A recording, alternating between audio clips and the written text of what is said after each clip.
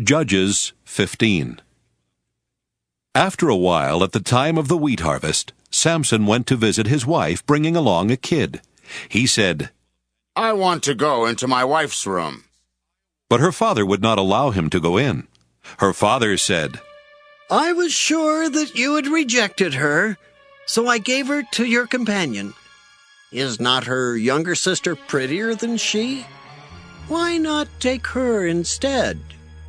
Samson said to them, "This time, when I do mischief to the Philistines, I will be without blame."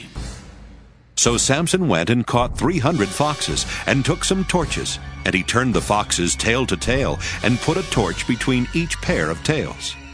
When he had set fire to the torches, he let the foxes go into the standing grain of the Philistines, and burned up the shocks and the standing grain, as well as the vineyards and olive groves. Then the Philistines asked, "Who has done this?" And they said, "Samson, the son-in-law of the Timnite, because he has taken Samson's wife and given her to his companion." So the Philistines came up and burned her and her father.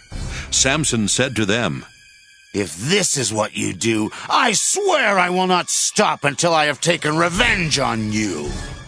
He struck them down hip and thigh with great slaughter, and he went down and stayed in the cleft of the rock of Etam. Then the Philistines came up and encamped in Judah and made a raid on Lehi. The men of Judah said, "Why have you come up against us?" They said, "We've come up to bind Samson, to do to him as he did to us." Then 3,000 men of Judah went down to the cleft of the rock of Etam, and they said to Samson, "Do you not know that the Philistines are rulers over us? What then have you done to us?" He replied, "As they did to me, so I have done to them." They said to him, "We have come down to bind you so that we may give you into the hands of the Philistines." Samson answered them, "Swear to me that you yourselves will not attack me." They said to him, "No, we will only bind you and give you into their hands. We will not kill you." So they bound him with 2 new ropes and brought him up from the rock. When he came to Lehi, the Philistines came shouting to meet him, and the Spirit of the Lord rushed on him, and the ropes that were on his arms became like flax that has caught fire, and his bonds melted off his hands. Then he found a fresh jawbone of a donkey, reached down and took it, and with it he killed 1,000 men. And Samson said, "With the jawbone of a donkey, heaps upon heaps. With the jawbone of a donkey, I have slain 1,000 men."